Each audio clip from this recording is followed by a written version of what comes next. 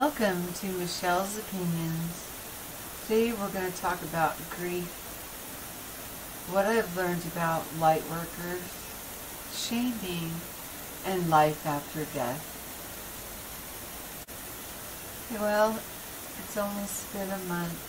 Actually, today is a month at 8:30 this evening.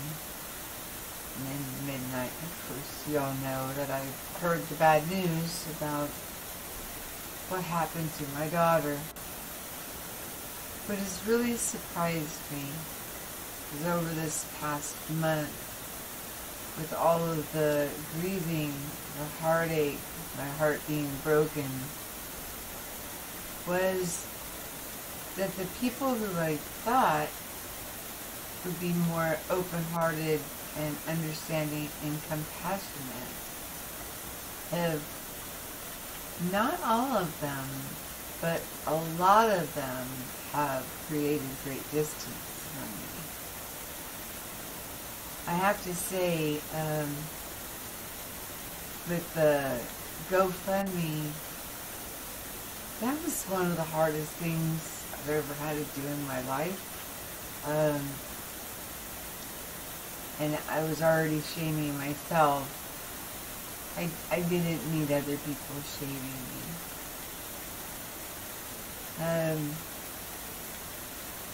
And that's what shocked me, because when somebody is down, aren't we there to lift each other up? Aren't we there to love one another unconditionally, in unity and equality? I'm finding that in the places where I thought we had unity and equality, it's not there. It's just absolutely not there. Everybody still craves that hierarchy, that I'm better than you, or how about it's a karma thing, that in some way this horrific thing happened to my family because of karma. The ripple effect that is caused by the loss of a loved one, a friend, a spouse, a parent, a sibling, child,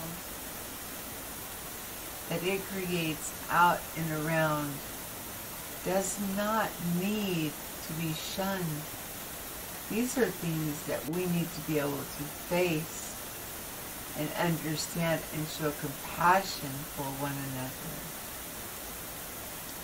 The things that I've seen and witnessed for myself with my own daughter after her passing is very, very interesting, and is something I would like to share with you guys.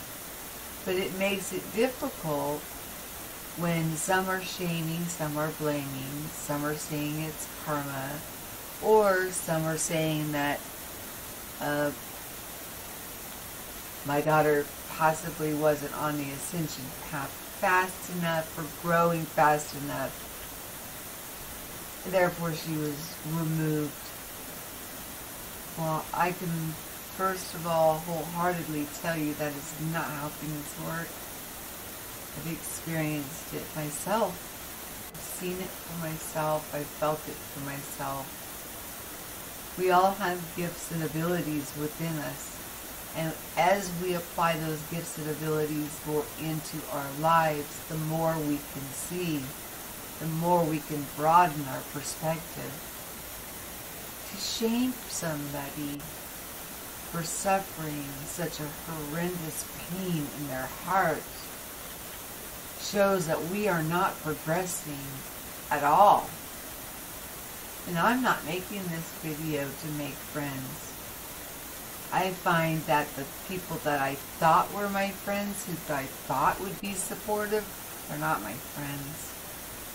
They're not. They're around when they need something or want something, but they're poof, gone. in my time of need.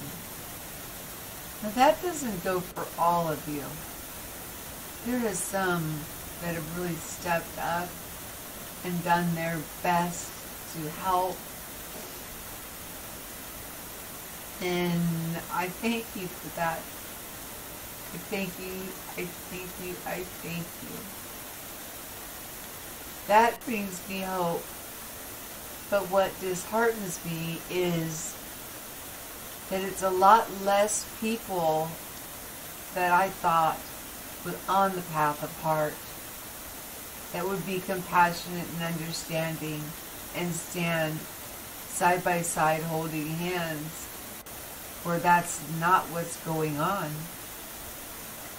It's become more about ascension, their ascension, what they're going to get out of it, what their goals are.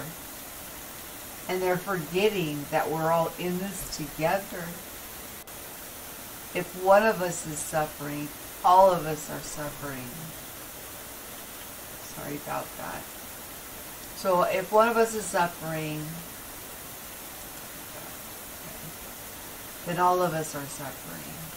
And until we get that through our thick heads and in our hearts, we're not going anywhere but chasing our own tails. Now, I've often said that we need to get our house in order, and I still say that we need to get our own house in order before we can help others. And that is true, because if your house is a wreck and you don't have the heart, then you should not be out talking to others, giving advice to others on their good days or on tiny problems. You know, if you can't handle the big problems and your only way of handling any kind of problem is through shaming, belittling, hierarchies, making yourself more lofty or above somebody else. Well, we're not getting anywhere with that, guys. That is not how this world is meant to work. And if we are truly seeking ascension or any of those modalities, or having our gifts come in stronger and stronger, you have to stop thinking about only yourself. Sure, it's okay to say, better her than me. But that doesn't mean that it cannot happen to you. It has nothing to do with karma. This I know. The reason I know this is when I finally did get to go and identify my daughter. When I took those through. It was a shell, is what I saw. Like, it was holding a butterfly. It was like a cocoon, but it was empty, an empty vessel. That butterfly had rose out. That spark, that light, was no longer in that vessel. I felt the presence of her around me, so strong, full of so much love. And it wasn't coming from that body. It was coming from everywhere around me. When we think, you know, okay, well, it's karma, so what comes around goes around or whatnot, we've got to also think, whose karma? Is it the two gentlemen that killed my daughter instantly? Are they the ones that need to pay the karmic debt by living through it in complete pain and agony and having to sit there and think about this day in and day out? My heart is broken. I'm going to miss her. But that doesn't mean it was a karmic debt I owe anybody. It just means my daughter had a beautiful soul and she touched so many. And she was goofy. She was young. She'll forever be young. She's got her birthday coming up in a couple days. She won't be turning 28. She'll be 27 forever. She liked to do the body arts and things like that. And she got that tongue ring and oh, she played with that thing all the time, sticking her tongue out, trying to show it off. And just, you know, kids do what kids do. Doesn't make her a bad person. Doesn't make me a bad person. Doesn't make anybody who was affected by the passing of her paying some kind of karmic debt. What it shows me is that we have a heart, a deep love in our heart. Now, I haven't been on for a while, and I don't know when the next video I will make. I will get back to it. I will. But I've got a lot of work to be done on myself. I went to a counselor. I actually had an appointment to go to a counselor that was through our insurance, but they weren't going to be able to get me in until June 19th. But when I went and saw my doctor and he saw that my feet had swelled out like balloons, I thought it was from my blood pressure. He said that it's because I went into shock and trauma, and it threw off all the hormonal balance and everything in my body. And he was right. He gave me this water pill, which I have to say they're not comfortable to take. It made my kidneys hurt and stuff, but the feet swelling did go down. But when I went to see the counselor, it was 2 days later after my doctor's appointment, he saw my feet swelling. He said, I can't wait another, a little over a month at that time. And he sent me to a lady, which lo and behold, is like a perfect fit for me. She's an energy worker. She's got Reiki workers. She's got group sessions in there. She works with meditation and energy. She was just like, I don't know, I felt so comfortable with her. What kind of freaked me out is that my shields were down so much that she was able to read all my gifts like a book, and had told me and warned me that in the condition as an empath, I have to back away from vampiric behavior. Little did I know that I was surrounded by vampiric behavior. Anytime you're trying to make it a competition, or if you're not doing this, then you're not doing it right, or, you know, if you're not having this happening to you, you know, that's vampiric. That's making it a competition. When our objective is to love one another in unity and equality. Now, there are people that are not doing such nice things all the time. I've noticed that firsthand by the things I have seen surrounding me. Seems like the main problem is because I didn't have the money. My uncle had to pay, and I didn't even give him his money back. And by reaching out and asking for help, which I've never done before, that put me in the shame box. And then I had a group of friends that I thought we were all pretty good friends for about a little over 3 years. And then I found out that there's an actual hierarchy in there, and I'm not part of the hierarchy, but then again, I don't want to be a part of the hierarchy. I want people to treat each other well. I know we're not all capable of doing that, but if they could bring up a time where I didn't treat somebody well, okay, maybe I could understand that. But to not even inform me of what I did or what's going on, or, you know, I don't know. Everything is just kind of like, I feel like I'm in the eye of a storm, in a whirlwind. And being shocked by people that I thought would be more mature, that would be more evolved, to finding out that they're really not. They're still, you know, trying to combat and hire up one another.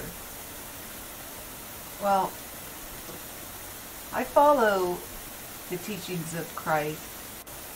Some people call it Christ consciousness. And even Christ himself says, when we see him, we will be like him. Have you had your Christ moment yet? It sounds like a lot of people are missing out on that very essence of this walk. And it is very, very important. Have you gotten your new heart? Are you compassionate towards others? Do you love your neighbor as yourself? Or do you shame people? Want to compete with people? Or just treat them poorly because they're down and out? Kicking somebody while they're down is probably one of the lowest things you can do to somebody. I am grateful that I am strong. And I am grateful for the time I had with my dog. I came across a voicemail on my cell phone from her, and I listened to it over and over again. I'm gonna miss her. I love her. But I know she's still around. Sometimes she's closer, sometimes she's further away. But I can't hold her back. And that's what it felt like I was doing, was because of my pain, I was holding her back from her reward, from her destiny, where she belongs. But if you're finding yourself in a situation where you've lost somebody very dear to you, and people are just treating you like this, God, I hope nobody is treating you like this. Just, you know, do what you need to do to take care of yourself. And like she told me, to stay away from those energy vampires. But I will say, it has definitely opened my eyes to who really cares about me and who cares about me only when it's convenient for them. We need to have discernment. We need to understand who those people are that care about us unconditionally. Till you reach that unconditional love, and where you're not trying to prove yourself right all the time, and you're not trying to have hierarchies over others or rule over others, we're stuck. And nobody's going to ascend anywhere. I don't care how much help you think we're getting. That's not you doing the work. It must be done from within your heart. And the only help is through what I call the Holy Spirit. There is help for us, but they're not going to do the work for us. So if you're stagnated and falling back into old behavior patterns, you might want to check yourself and ask yourself, am I a light worker? Am I a worker of the light? Or am I one of those who's trying to extinguish other people's light when they're weak and they're vulnerable? That's all I have for you guys today. I hope you got something from it on, whether you agree with me or not, that's okay. Nobody has to agree with me, but I can tell you this, until you've walked in my footsteps, don't judge me, don't shame me, and don't sit there and try and put yourself on a pedestal thinking I'm paying some kind of a karmic debt, because you are so far removed from the truth. And only I can say that because I've been through it. And I know that my daughter is just one pure feeling of love when she comes close to me. I love you guys. Have yourself a nice day, and I'm thinking about, and I am concerned about what direction that we're heading and how far we have veered off the path. At the same time, I have to take care of myself, or I am no good to you. I love you all. Have yourself a nice day.